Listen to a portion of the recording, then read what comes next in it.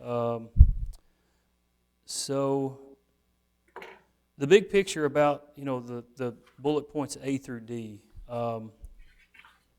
I think these passages are kind of all about. They talk a lot about uh, individual liberty, but also responsibility we have, right? Um, I don't think it's necessarily sinful for us to borrow, but I think we must do it with integrity, right? Would you agree?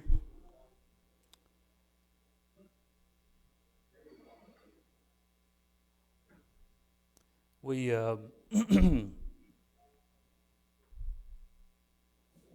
when we borrow something, I mean we don't want to bring it back broken, or we don't want to loan something to someone and um, with high expectations that they can't realize, right? So section 2, when we're wronged, sometimes we're the victim of dishonest dealings, like we talked about A through E. Um, I've been taken advantage of. I talked a little bit about that earlier. Some of you guys have talked about being taken advantage of.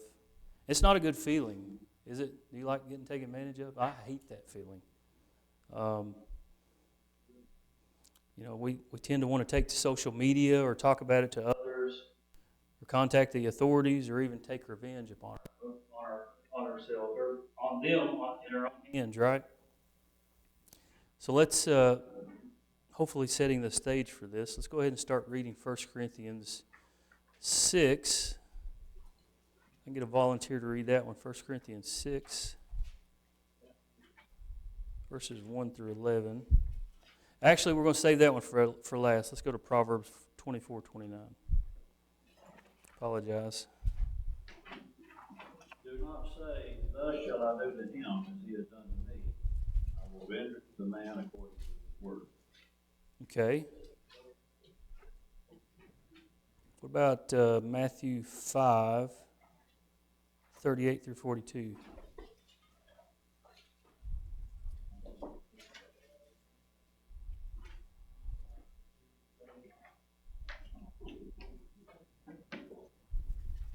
You have heard what it is, Matthew 5, Yeah, 5, 38 through 40. 38 through 42. Yep. You have heard that it was said, an eye for an eye and a tooth for a tooth. But I tell you to resist the evil person.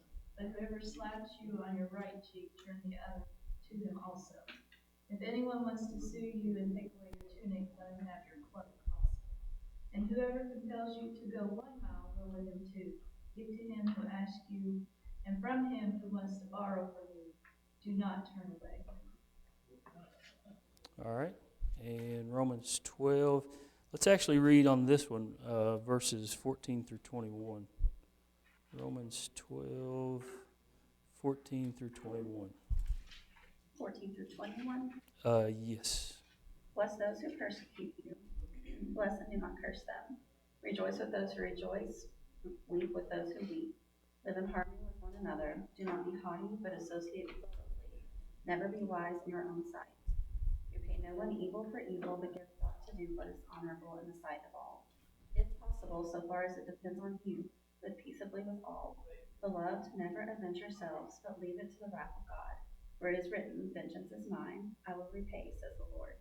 To the contrary, if your enemy is hungry, feed him. If he is thirsty, give him something to drink.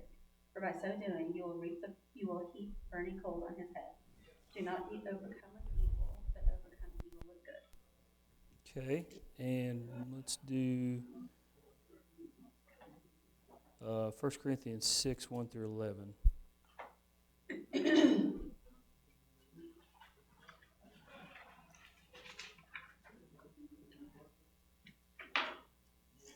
One of you has a grievance against another, does he dare go to law before the unrighteous instead of the saints?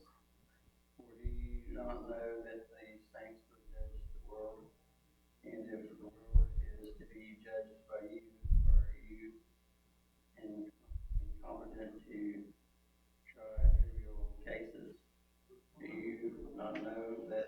are to judge, that we are to judge angels, how much more then matters pertaining to life itself?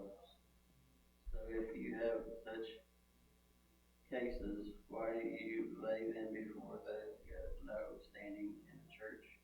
If I say this to your shame, can it be that there is no one among you wise enough to settle a dispute between the brothers, but brother go to law against brother, and that before unbelievers who have lawsuits at all with one another is already a defeat for you?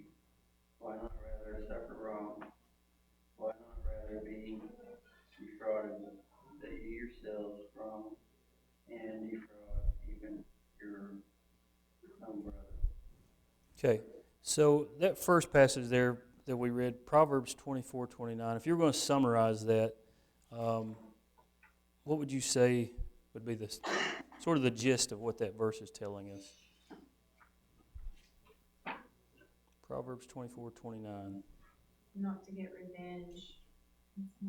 Okay, don't get revenge. Anybody else got anything different? Don't do to others what they've done. Okay, I like that. Don't plan retribution, right? What about Matthew 5?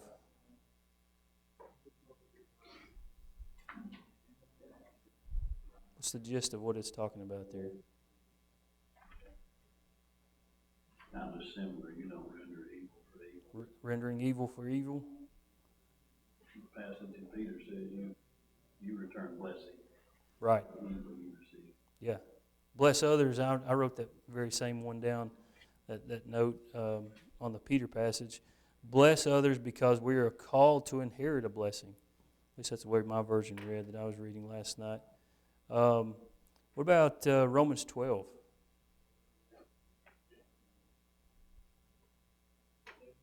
The biggest takeaway for me in that is, as much as it's in your power, live peaceably with others. Okay. That would certainly include your business dealings, right? Repay no one evil with evil. Rather love your enemy. This is a tougher one. Just a step up, Cody, in this one. Okay. Verse 14 and 20 seems to add more to that. Okay. Let me flip back over there. I mean, verse 14 is bless those who persecute you. Yeah. Not just don't pay back what they did to you. Right. And verse 20, if your enemy, which I assume this would be an enemy to you, those who keep defrauding you and everything else, Absolutely. feed him. There's to get betrayed. I mean, this is treating him well. I mean, very well, not just a payback. I mean, Yeah. it's treating him well. Absolutely. That is a, that's just a difficult concept, to continually practice. I think that, to me, that I don't know what the other word is for love, but I know there are multiple words for love in the Scripture, but that takes it from loving someone as yourself to loving someone more than yourself. If you bless those who persecute you. So if someone's treating you poorly and you're treating them better than the way they're treating you, to me, that's agape love, right? Loving them more than yourself. What about 1 Corinthians 6 there? I had these numbered. I apologize if I keep saying numbers. I had 1 Corinthians 6 there as the last one I wanted to talk about quickly. What's Paul condemning there?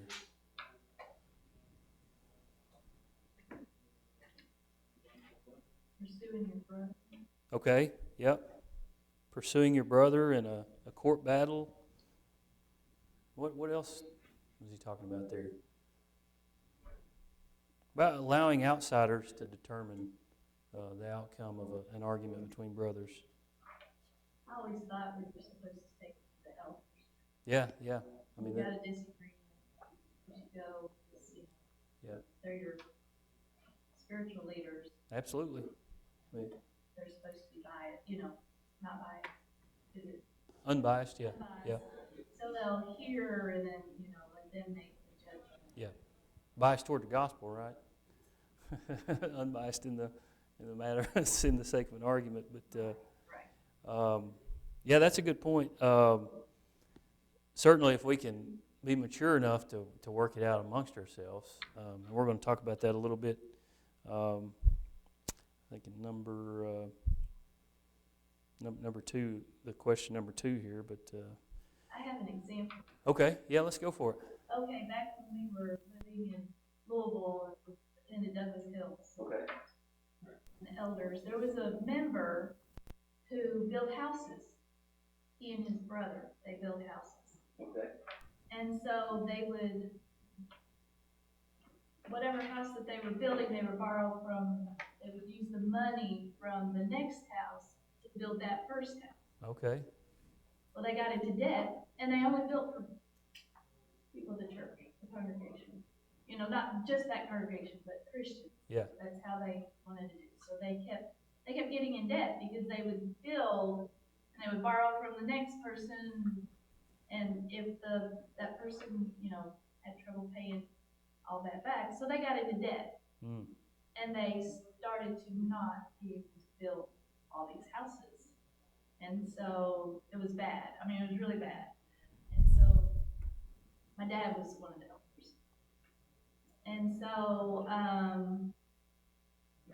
somehow the elders figured out how to, they said, you can't build houses anymore. Don't build any more houses. Some of these members were wanting to take him, the builders, these 2 brothers, to court.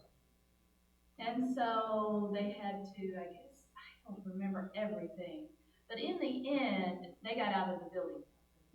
But they paid back before they passed away. Because it's been so many years. This gentleman, close friend, ended up passing away years later, but they ended up paying everything back. But the elders got together with all the other elders, where all these other members were, figured out how to help out. And then they paid everything back. Wow. The elders paid it back? Or the They business helped them figure out Yeah. how to to get out of the situation. that I got you. the 2 brothers get out of the situation. I don't remember everything, but he ended up, these brothers ended up working 3 and 4 jobs. It was crazy, but they, in the end, they ended up paying it all back. They ended up not being able to build. Wow. Yeah, that sounds Mess. kind of dangerous, borrowing from the next homeowner to build the current one. Let's talk about these questions here. So number 1 says, how does an understanding of stewardship help us handle situations where we are wronged financially? And what are the consequences of handling these situations in an ungodly way? Also, what are the consequences of handling them correctly? Somebody want to take a stab? Take any part of that question there? So we noticed one year that our property taxes had increased. Okay, probably last year, right? Well, no, this was a substantial amount. Yeah. And not just like your usual whatever. So we pull our house up on the PBA website, and they were taxing us for a house double what our house was. Because the way our house is built is on a hillside, so if you look at it from the front, it looks like it's a like basement and 1 story, but it's not. So they were taxing us on a full finished basement plus, which is not what it said whenever we bought the house like 6 years before. So I was frustrated about that. So I call and I'm explaining all of this, and I was like, how do you all determine? And she said, oh, well, they typically just drive around. I was like, because if you would come in our house, you would know we don't have a basement. And so I was trying to be very kind and very calm, but I was livid. And so I've got my uncle in my ear saying, we're gonna go down there and we're gonna do this, this, and this, and we're gonna get your money back, because they had said they would not reimburse us for the taxes we had been charged for. And I was like, we're not gonna do that. They will fix it, and we'll just cut our losses and go. So, but I had him in my ear, and then this lady was getting snippy with me, and I'm like, just fix it. Just fix it, just be honest. Yeah. And don't do this again. But that's hard. It's hard. It is. It's very hard. to keep your cool whenever someone very clearly it didn't matter to them that Yeah. we'd been overcharged. Anybody else? I guess a thought I have is that, you know, if God truly is the owner of everything, am I really the one being wronged? Yeah. Or is it God being wronged when these things happen? And it kind of puts into perspective a little bit, God saying, you know, I will be the one who handles the vengeance. I mean, he was the one that was wronged. It was his deal. Yep.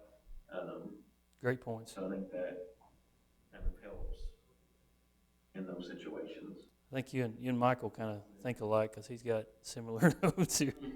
Yeah. Cody, Yeah, go ahead. To add to Darren's on the, ungodly, the second part of the question asks for ungodly, what are the consequences? I mean, they are endless for ungodly misdealings. People always, never hardly remember the good deals. They remember the bad ones. So if you are one of the people they consider somebody who is improperly handling things, whether you're the receiver or the giver, aside from obviously the sin and God and how God views you, that's number one. We're talking mistrust, your representation of the church, how that gets degraded now, your complete reputation as a person, as a Christian. Those are hard to get back. Absolutely. These kind of misdealings. Yeah. So to me, the consequences that are of handling God the way are just endless, and how much it can destroy you presently and on this earth in the future. Right. Yeah. I think Darren hit the nail on the head when he talked about God owning everything, and that really changes our perspective. If we look at everything as though God owns everything, should we really get terribly upset when we're wronged about things? I mean, the passage 1 Corinthians, I think I had it written down here, 6:7. Paul said, "Why not rather suffer wrong?" You know. And I think it really helps to define our role as servants. Yeah, absolutely. If we are servants, if our one job is to try to teach people about Christ, and teach them about heaven and how you get there and all those type of things, I mean, if that's our one job, then, you know, worrying about all this stuff is not part of that. Material things really don't matter, do they? I mean, moth and dust and rust and decay, the things in this life really aren't insignificant. Also, Ron brought up a point how it looks to unbelievers. What if we're out, trying to take retribution and revenge on those who wrong us? I mean, I hate feeling like I get a bad deal or I get wronged, but we can't be out trying to take retribution in our own hands. We can't be addicted to our rights, as Michael's got written here. As Americans, we have rights, and that's the first thing we scream is, "I've got rights," But the bigger picture is that we're stewards of God's, right? And everything here on this planet and the things that we are stewards of belongs to God.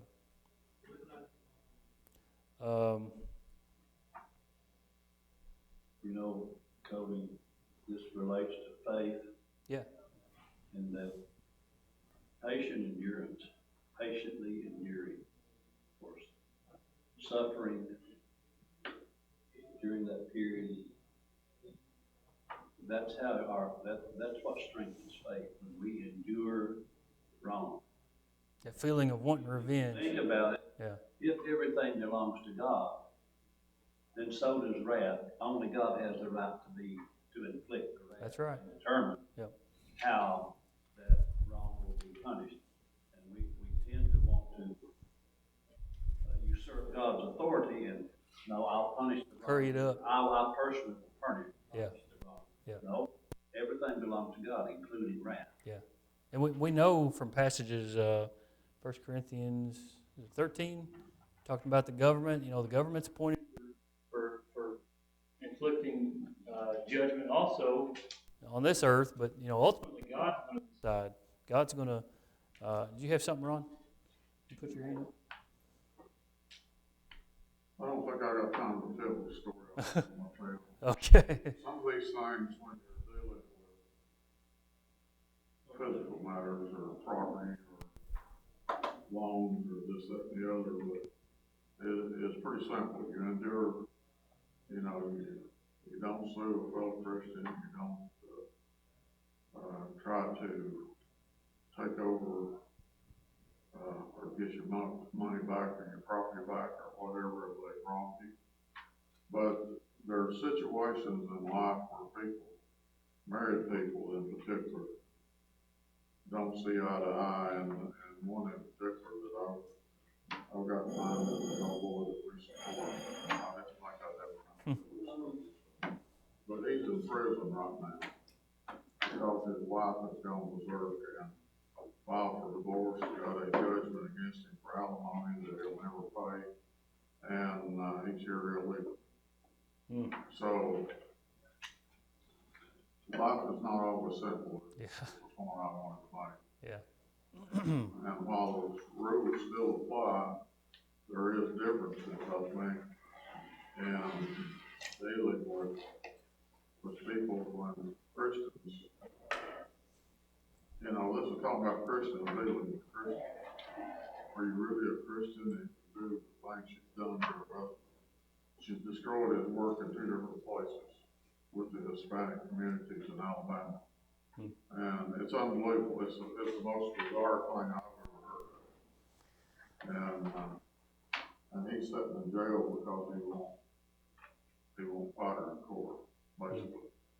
And Sad situation. Once he gets out, because she's in court, because she accused him of threatening her with a machete, which he didn't do. But when he gets out, he's facing this alimony payment that he can't possibly raise the money to pay, and he'll be back in jail, and there's an ICE detainer on him, and he'll probably go back to Venezuela. So, I mean, you can get into the limits. Oh, yeah, yeah, These absolutely. things don't necessarily, hold up. Yeah. Agreed. Well, thank you all. Appreciate your comments.